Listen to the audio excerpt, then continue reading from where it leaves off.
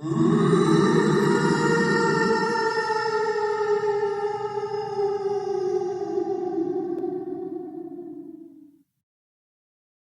back to another Kray video. Please subscribe to our YouTube channel so you don't miss any videos. And for people really interested in the Krays, check out our private Facebook group, Krays Crime Lords of London.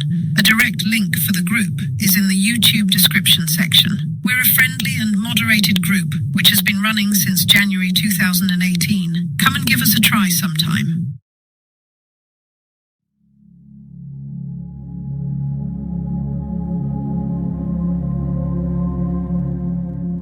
My name is Leonard Ernest Reed. I was known by everyone who knew me as Nipper Reed. I was born in Nottingham on the 31st of March in 1925. During my working life, I was a policeman and rose to the rank of Chief Superintendent of the Metropolitan Police's Murder Squad. I led the investigation into the arrest and eventual conviction of the Kray twins and their firm in 1968 and 1969. Away from my police work, my passion was boxing, and I became a boxing administrator, a position I held for many years. Here is my story.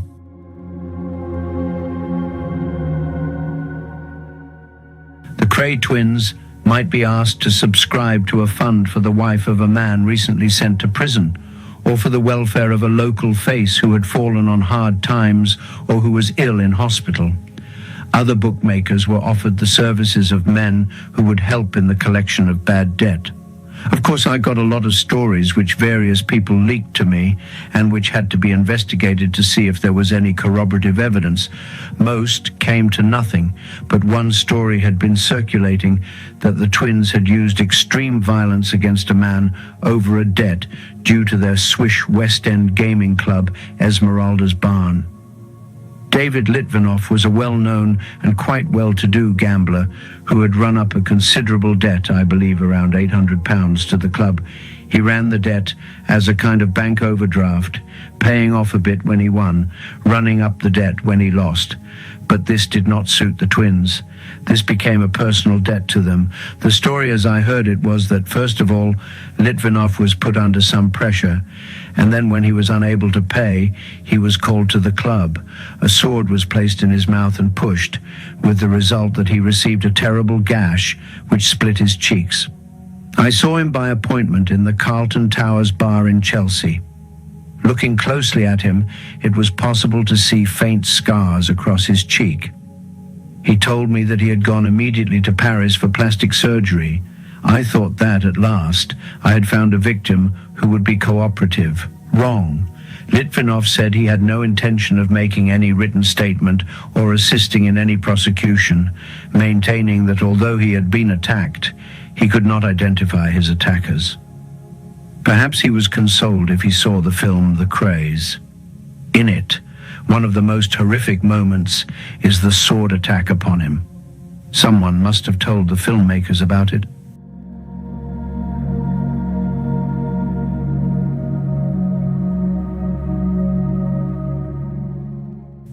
A third line of inquiry which came to nothing involved such well-known nightclubs as Danny LaRue's, Edmundo Rose's Coconut Grove, Al Burnett's Stork Club, and a number of others.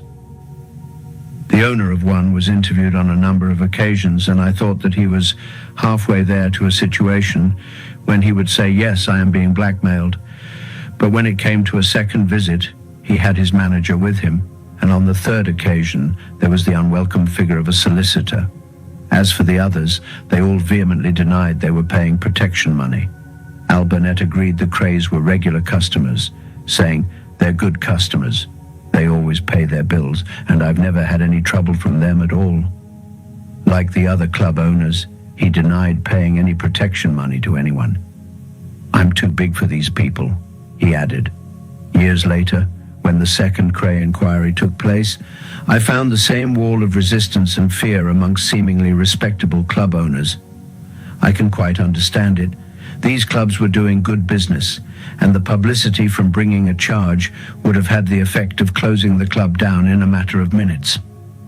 So far as Esmeralda's Barn was concerned, Whatever the pressure put upon the former directors and shareholders, on paper this had been done in a wholly legal manner.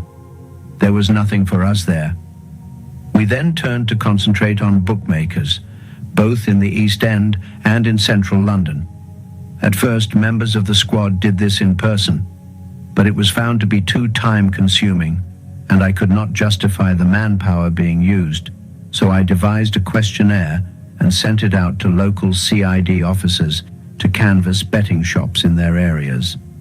This produced no more positive results than had any of the other inquiries, but reports were beginning to filter through that bookmakers were being persuaded to hand over money under various pretexts. Of course, a retainer would have to be paid for this service. Most common, however, was that a retainer had to be paid to protect the bookmaker from gangs who would smash his shop or interfere with his customers. Even so, the Krays could not be positively tied into these operations, despite the fact that certain bookmakers were kept under observation, as were people who visited the Krays regularly. Our operation was a very open one. We quite brazenly kept observation outside their house, as it was my intention to let them know we were going very heavy-footed into certain areas, and eventually we obtained information that the main source of their income was from either setting up or financing long-firm frauds.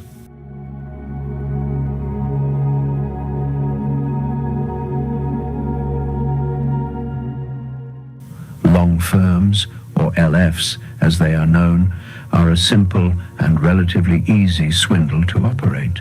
A business, perhaps in ladies' dresses, is set up. Goods are bought on credit and paid for properly. More goods are bought and also paid for. The operation is expanded to take in household goods, children's toys, sweets, anything, and then finally, when a line of credit has been established, a very substantial amount of goods are ordered, which are then sold off below cost. The premises closed, and the suppliers and possibly the bank are out of their money.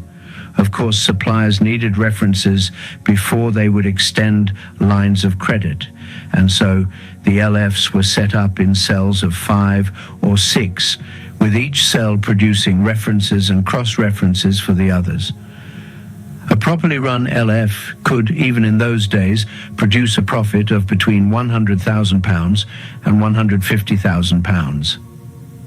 Until then, long firms had been dealt with by the police in a pathetic way. First, the company had to go bust, and there had to be some complaints from losing creditors. Then, it would be sent to the Board of Trade for an investigation.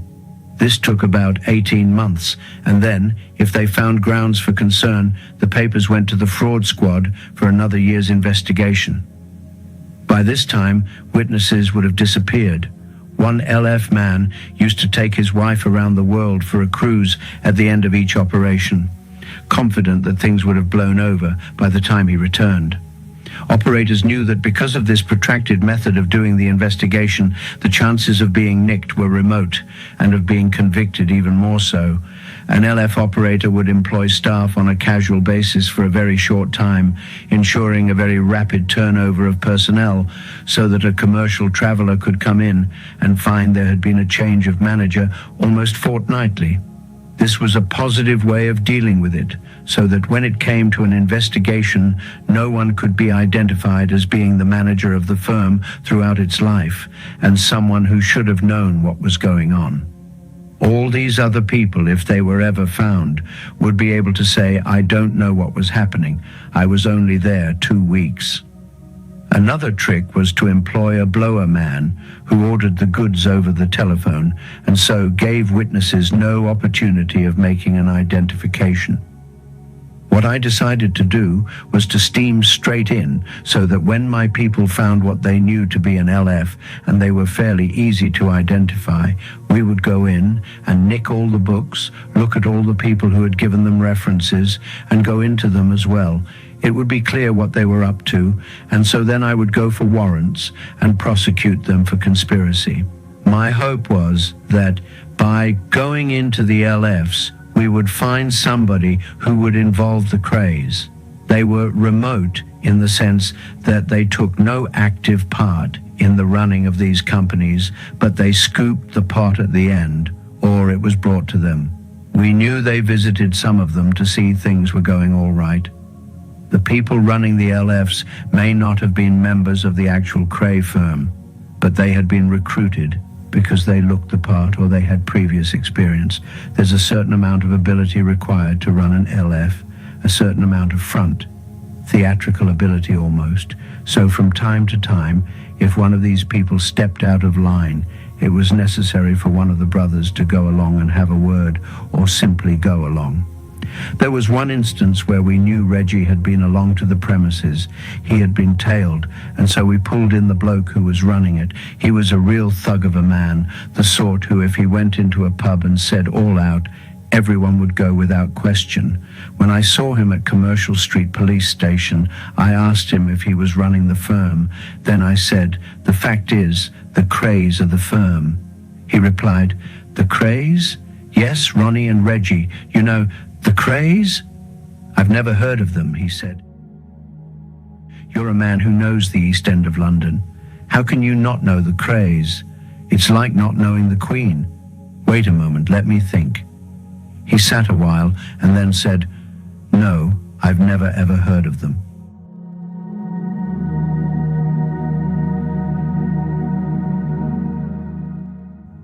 Another man went down for 18 months, and I had high hopes he would come across. I saw him just before he was sentenced at the Old Bailey, and he asked me to go to see him in prison. It turned out he had managed to get himself into Grendon Underwood, a psychiatric prison regarded as an easy place to serve a sentence. When I booked in at the gate, I asked the officer if my man was running the prison yet. "Not yet," he replied, "but he's in charge of the stores." He was a man who took a pride in his work. When I saw him, he told me he had shown the Krays how to set up a really good LF, but added they weren't really interested.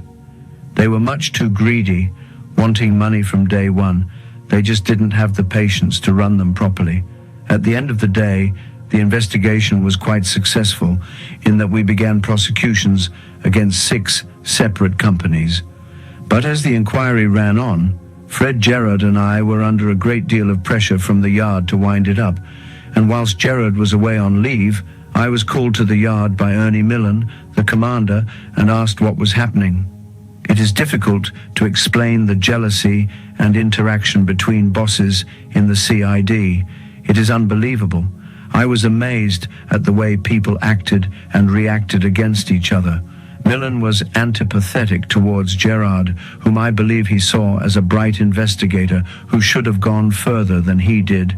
He stood out amongst his contemporaries as an investigator, an administrator, and a solid and honest police officer, by whom generally one would want to be led. Millen would never have called for me whilst Gerard was there. Gerard would have said, "Don't ask the boy, ask me." Nor would Millen have wanted to face Gerard directly. If he felt strongly about something, Gerard would have told him to get lost. So the fact that Millen called me when he heard that Gerard was on leave is indicative of the method he employed. It was very much an attitude that it wasn't his game, and therefore we weren't going to play it either. I certainly did not want to impart information, but he was several ranks my superior, and I had to say something, even if it was not the full story. When I was asked how things were going, I was reluctant to talk about it. Millen could have justified his behavior if he had said that the commissioner wanted to know what was happening, but he never did. To me, it appeared sinister to wait until Gerard was on leave and then call and cross-examine me. Instead of trying to give encouragement to a junior officer by accepting we had arrested over 30 people, Millen was scathing, saying things like, "You're never going to get anywhere with this. It's time you packed it in." He belittled the whole investigation and suggested it was time it was wound up. Now, had he been talking to Gerard, the conversation would have gone differently. Gerard was an enthusiast and a bullshitter who would have said, "We'll nick them in a week," which would have kept him quiet. I really wasn't in a position to say that. In turn, I said we were arresting a lot of people, and although unfortunately they weren't saying anything, we were hopeful. The interview was something which colored my view of Millen from then on. I'd never worked with him in the sense that he had never been my immediate senior officer. To me, he was always a governor. To pull rank like this was, I felt, both unnecessary and something which should have been beneath him. When Gerard returned, I told him what had happened. In turn, he was furious and went straight to see Millen, wanting to know why questions were being asked behind his back. Even now, I'm not quite sure what it was about. There could have been a half-sinister reason why Millen wanted to know what was happening. But there could also have been a very good reason. So he could have said to the next man up the line, the assistant commissioner, "It's coming on good and we're going to get some results." Or to say for his own protection, "Well, it looks as though it's going to fold." He could have got this information from Gerard, and that is what he should have done. Talking to me was the wrong way to go about it, but my gut feeling is that Gerard would have bullshitted him, telling him things were going along very well and that it was all a matter of time. It had run about 6 months, which is a long time for such an inquiry. A murder investigation runs for about 3 months, and then you think of saying it's about time to pack it in. It was a concentration of manpower which couldn't be afforded. The work should really have been done by the fraud squad. My argument was that the people involved were minions, and if I could have got one on the table and screwed him enough, he might have blurted out a name or have said they're involved in this way.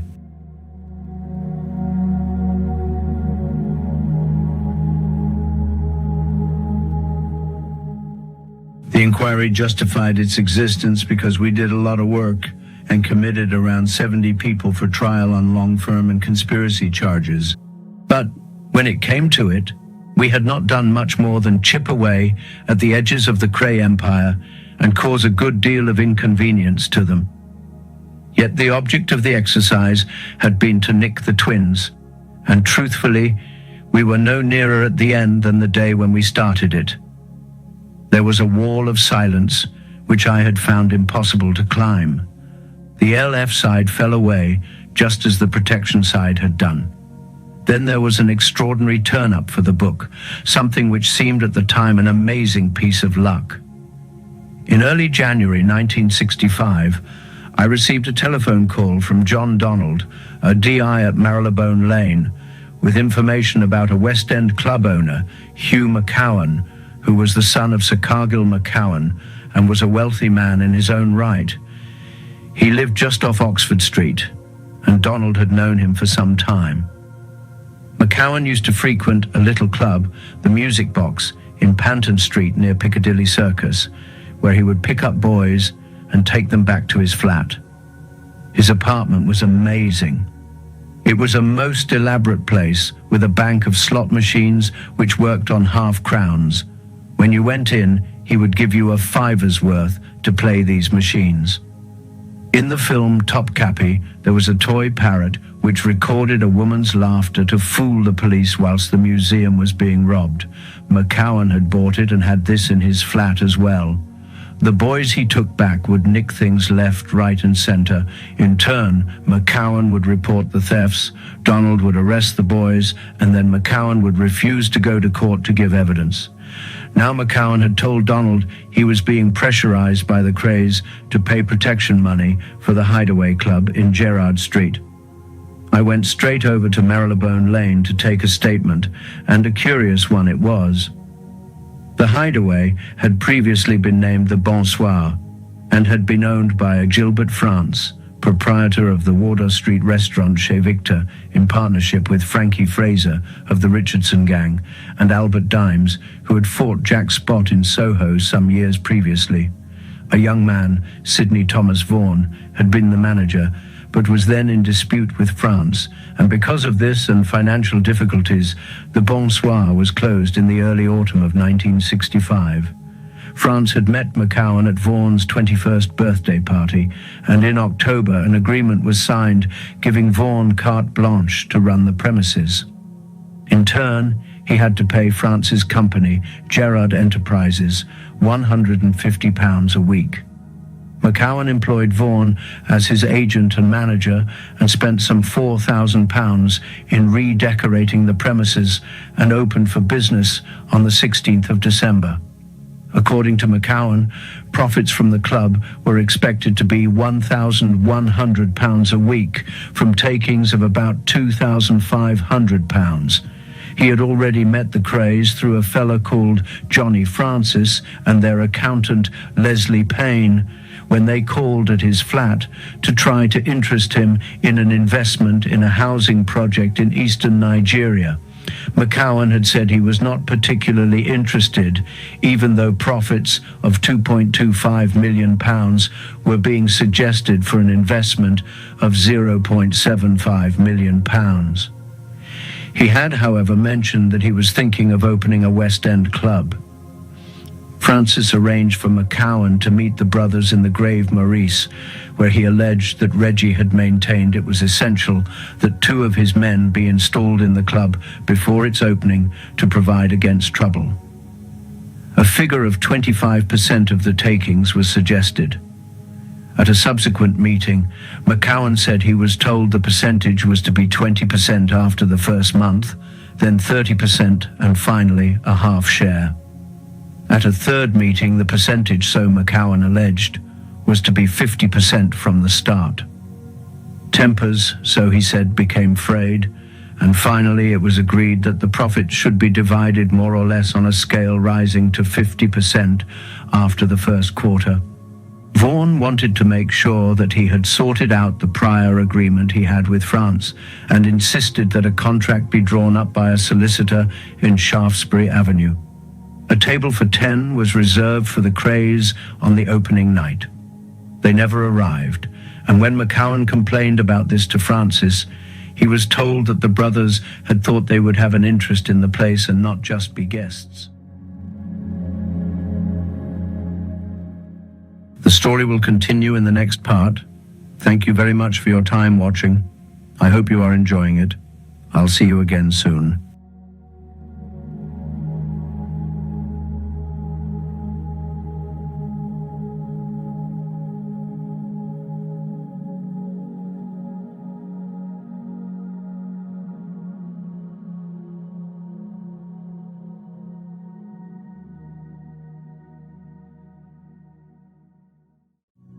Thank you for watching. If you enjoyed the video, please join our Facebook group. It's called Krays Crime Lords of London. We're a friendly moderated group with over 1,000 Kray and other celebrated gangster videos available for view. There's also thousands of images in the photos sections. The link for the group is in the YouTube description section. I hope we see you there soon.